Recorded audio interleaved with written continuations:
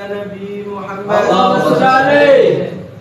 Assalamualaikum warahmatullahi wabarakatuh. Waalaikumsalam warahmatullahi wabarakatuh. Alhamdulillah, alhamdulillah, alhamdulillah, wa yuhdi wa man yudlil fala hadiya lahu wa yahdi wa nusalli wa nusallimu ala nabiyyina wa rahmah al-mab'us bihi abdi wal hikmah sayyidina wa maulana Muhammad. Allahumma shalli alaihi.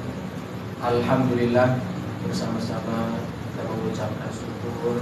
Alhamdulillah, diucapkan secara lisan, bersyukur kepada Allah, berterima kasih kepada Allah, bersama-sama kita semua yang hadir di Majelis Zikir Shahibul Baiti SD 01 Pusat Jawa Barat, tidak lain itu semua dikumpulkan oleh Allah, digerakkan oleh Allah, mumpung kita semua masih diberikan kesempatan. Nikmatani maknun bihima kitirun as-sehatu wal farah. Kata Nabi, dua nikmat yang terkadang manusia lalai. Satu, nikmat sehat, dan nikmat kosong. Alhamdulillah, kita semua diberikan kesempatan oleh Allah, diberi kesehatan oleh Allah, digiring oleh Allah. Semua tidak lain apapun saat ini, detik ini, semuanya digerakkan oleh Allah. Maka disadari bersama-sama, tak henti-hentinya setiap malam Ahad, dari tahun ke tahun, tidak lain apa yang disampaikan, apa yang diucapkan, lalu mengingatkan hanya itu saja.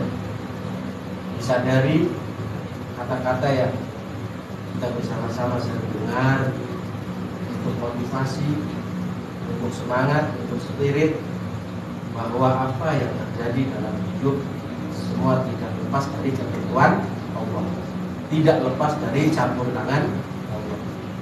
Jadi jangan sampai kita lalai, jangan sampai kita lupa bahwa hidup semuanya tidak karena diri kita.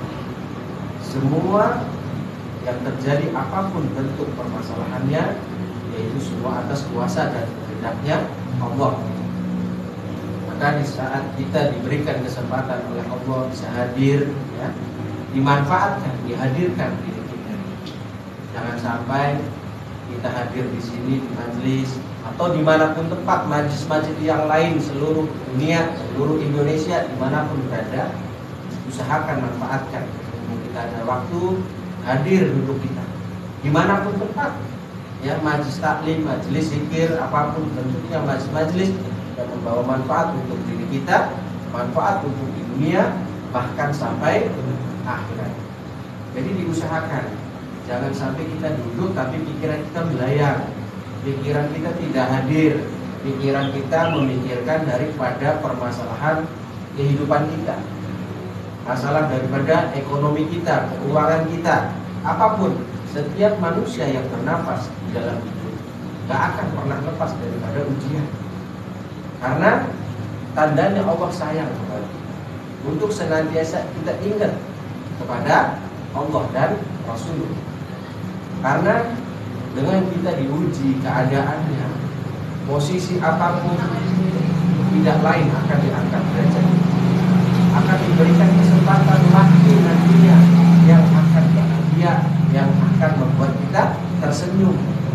Dan setelah kebahagiaan itu datang, pasti, sangat pasti kesusahan-kesusahan atau dilema-dilema kesedihan yang kita jalani dalam hidup semuanya akan hilang dan kita akan lupa, dan akan ditingkatkan oleh Allah keimanan kita dengan ujian-ujian yang lain.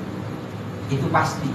Nah, kesempatan ini lebih-lebih yang belum bekerja, lebih-lebih yang waktunya banyak kosongnya. Jadi jangan sampai bisa kita zikir, kita melayang, kita nggak fokus, jangan. Yang sudah bekerja saja, yang jualan, yang apa, kesempatan waktu dibela-belain untuk bisa hadir, walaupun capek, letih, pikiran macam-macam mungkin. Ya, namanya hidup pasti semua orang yang hadir tidak lepas dari apa yang dijalani dalam hidup. Nah, tinggalkan sejenak, itu yang akan mengobati rasa lelah kita, rasa capek kita. Nggak akan namanya keuangan, namanya ekonomi bisa membahagiakan diri kita itu tidak ada. Yang bisa membahagiakan diri kita adalah keimanan yang ada di dalam hati kita. Dengan rasa syukur apa yang diberikan oleh Allah saat ini, diberikan sehat. Ya. Coba saat kita sakit, saat kita diberikan sakit, kita tidak nafsu makan apa-apa, kita tidak berdaya apa-apa, maka disadari bersama-sama, mumpung ada kesempatan dan optimis di dalam diri kita harus ada optimis. Gak boleh berkecil hati, gak boleh putus asa, karena kebahagiaan lebih-lebih seorang muslim, orang-orang yang ingat kepada Allah itu dijamin, itu pasti dijamin keadaannya oleh Allah. Semua hewan, bahkan laba-laba yang nunggu makanan jatuh, Allah siapkan. Semua tidak ada yang lepas. Walaupun keadaan masalah itu genting yang harus diselesaikan, mungkin hutang, mungkin apapun bentuknya, dengan waktu yang sudah ditentukan, dan kita telat sekalipun, semua pasti ada solusinya. Bagi orang-orang yang bertawakal, bagi orang-orang yang sabar, bagi orang-orang yang yakin kepada Allah. Kalau tidak yakin, maka semua akan menjadi dilema dan kita akan apa? Pusing terus memikirkan dari permasalahan hidup yang kita jalani. Ingat kata Nabi, selagi bernafas, selagi kita masih menghembuskan nafas, itu ujian terus ada. Walaupun berbeda masalahnya, diuji dengan anak, anak selesai, diuji dengan keluarga, keluarga selesai, diuji dengan bermasyarakat, bermasyarakat selesai, diuji dengan pekerjaan. Masalah anak, masalah keluarga, masalah masyarakat, masalah pekerjaan, selesai semuanya, diuji lagi dengan keadaan keimanan kita.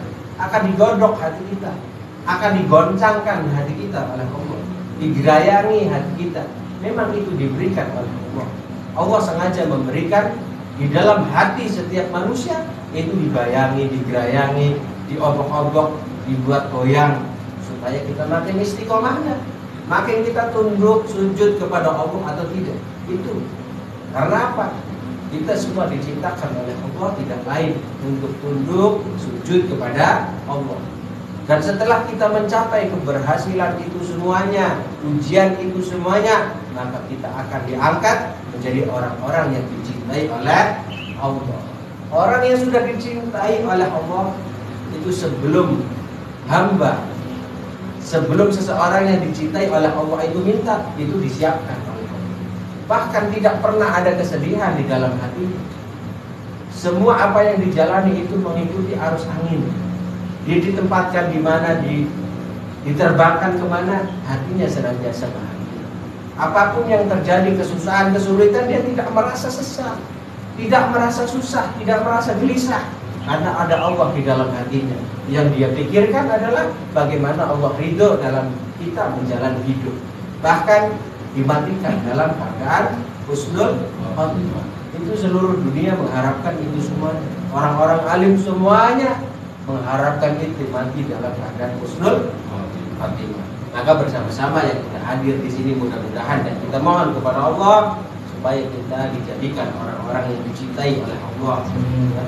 Kalau orang sudah dicintai oleh Allah itu sangat luar biasa. Ya, kita mohon kepada Allah yang semangat, kita ngaji kepada Allah, kita minta kepada Allah, mohon kepada Allah yang mempunyai hajat-hajat apapun permasalahan baik urusan dunia maupun urusan akhirat. Karena apa yang kita jalani ini akan sampai kepada anak keturunan kita, akan sampai kepada bapak ibu kita yang sudah mendahului kita, yang sudah wafat duluan, itu akan sampai, bahkan sampai ke Adam dan Hawa. Salawat serta salam tak lupa kita aturkan pada junjungan Nabi besar Muhammad Rasulullah SAW serta keluarganya, sahabatnya, alim ulamanya, dan juga kita generasi selanjutnya. Sebelum kita mulai, seperti biasa, kita doakan orang tua kita yang masih hidup maupun yang sudah meninggal.